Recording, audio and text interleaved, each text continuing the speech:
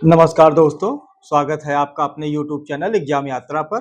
आशा है कि आपका अध्ययन कार्य सुचारू रूप से चल रहा होगा और आप अपने लक्ष्य की ओर अग्रसर हो रहे हैं धीरे-धीरे और हमारे चैनल के माध्यम से आप अपनी तैयारी अच्छे से कर पा रहे हैं, ऐसा मैं पूरी तरह से आशा करता हूँ। जहाँ भी कोई समस्या है, आप हमसे समझते रहिए, पूछते रहिए, किसी भी तरह की कोई भी दिक्कत ना हो। 22 दिसंबर हमारा लक्ष्य है, उस लक्ष्य के लिए हम लोग पूरे जोर-शोर से लगे हुए हैं आपके साथ। बाकी जो यूपी पीसीएस की जो प्रारंभिक परीक्षा का गाइडलाइन है, वो भी हम आपको जल्द ही उपलब्ध कराएँगे और अब समय चूँकि प्रारंभिक परीक्षा में ज़्यादा बचा नहीं है, तो जो भी पुस्तकों का आप अध्ययन कर रहे हैं, उनको करते रहिए और साथ में जितने भी प्रीवियस ईयर के प्रश्न पत्र हैं, उनको साथ में लगाते चलिए। तो अभी हम बात कर रहे हैं, ये वीडियो जो है वो है कि कुछ बच्चों की समस्या आ रही है कि सर पढ़ने में मन नहीं लग रहा है या सर पढ़ते-पढ़ते बोरियत होने लग रही है या कोई ना कोई समस्या आने लग रही है जिससे पढ़ाई में पूरी तरह से ध्यान केंद्रित नहीं हो पा रहा है। तो सबसे पहले तो ध्यान हमें ये देना है कि कुछ ये परीक्षा बहुत बड़ी है आपके लिए, समीक्षा अधिकारी, सहायक समीक्षा अधिकारी। चूँकि ये दोबारा हो रहा है, परीक्षार्थियों को पूरा समय मिल चुका है और इसमें आपकी प्रतियोगिता जो है वो बहुत तगड़ी होने वाली है, बहुत ही अच्छे लेवल की तैयारी के साथ ही आपको मैदान पे उतरना है। तो यहाँ पे आप थोड़ा भी ढीलापन या थोड़ा भी मतलब आराम नहीं कर सकते हैं, आपको चलते रहना है, थोड़ा-थोड़ा ही चलिए लेकिन चरैवेति को कृतार्थ करते चलिए, क्योंकि चलना आपको ही पड़ेगा। रही बात कि सर मन नहीं लग रहा है या कैसे अपने लक्ष्य की तरफ बढ़ें कि क्या मतलब कर किया जाए, तो हमें कहीं और नहीं जाना है, अपने ही जो सीनियर हैं या जितने भी महान व्यक्तित्व के लोग हैं, उनके विचारधारा से आप प्रेरणा लीजिए या समझिए कि वो कैसे मतलब अपने लक्ष्य की ओर बढ़े, क्या हमें वो चीज़ें करनी हैं जिससे हमारी पढ़ाई या कोई भी जो भी काम हो, वो उसमें जो भी बाधाएँ आ रही हैं, उनको हम कैसे किनारे करके दृढ़ता के साथ पूरे दृढ़ निश्चय डिटर्मिनेशन के साथ हम अपने लक्ष्य पे बढ़ें। तो इसके लिए हमें सबसे पहले 3 चीज़ों को ध्यान में रखना होगा। किसी भी कार्य के लिए अपने लक्ष्य की प्राप्ति के तरफ अग्रसर होने के लिए, अपने लक्ष्य को मजबूती से प्राप्त करके उसको क्रैक करने के लिए हमें सबसे पहले इन 3 बिंदुओं को समझना पड़ेगा। सबसे पहला बिंदु है हम आपको बता रहे हैं कि किसी भी कोई भी कार्य हो, आप किसी भी फ़ील्ड से हो, ये ज़रूरी नहीं कि मैं पढ़ाई से ही ये के विद्यार्थियों के लिए ही ये वीडियो है, कोई भी इसको समझ सकता है, सुन सकता है।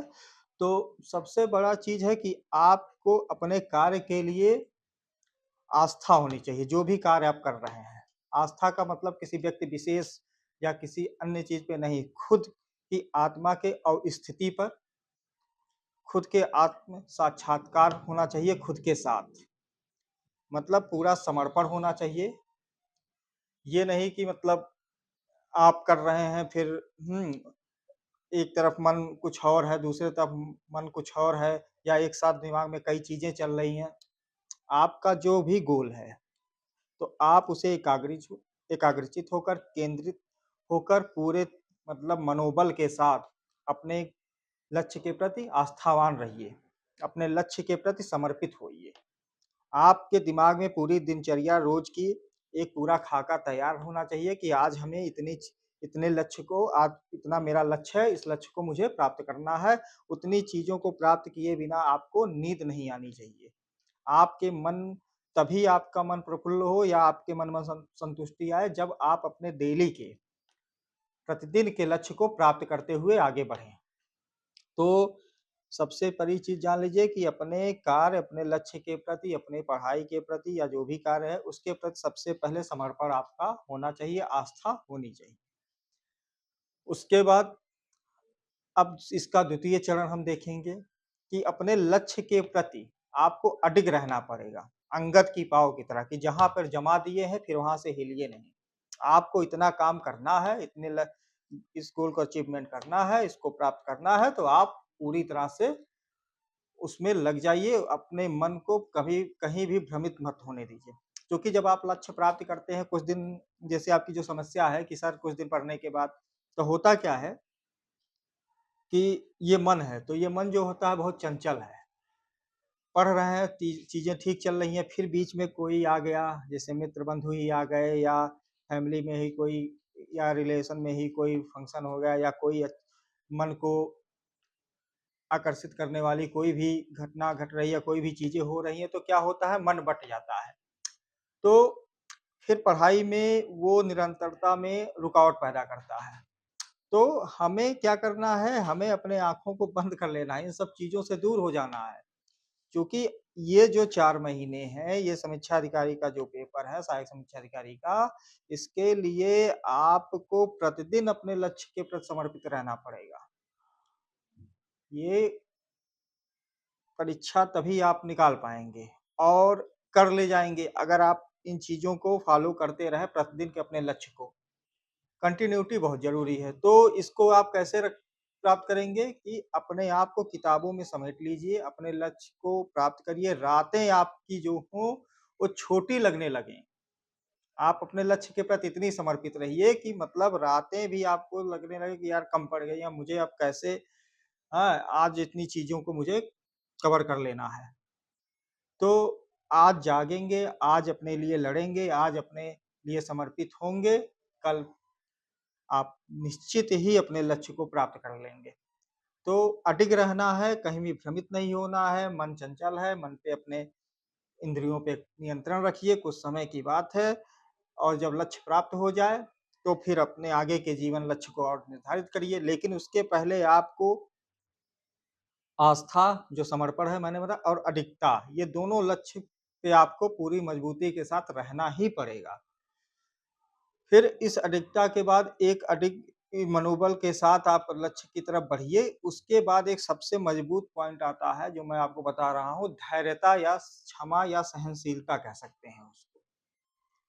चूँकि अपने लक्ष्य के प्रति इन दोनों लक्ष्य को जो आपको मैंने आस्था बताया या अडिगता बताया, इनको तभी प्राप्त कर सकते हैं जब आप अपने कार्य के प्रति या अपने जो भी मतलब लक्ष्य है उसके प्रति क्या है, धैर्यता रखेंगे, सहनशीलता रखेंगे।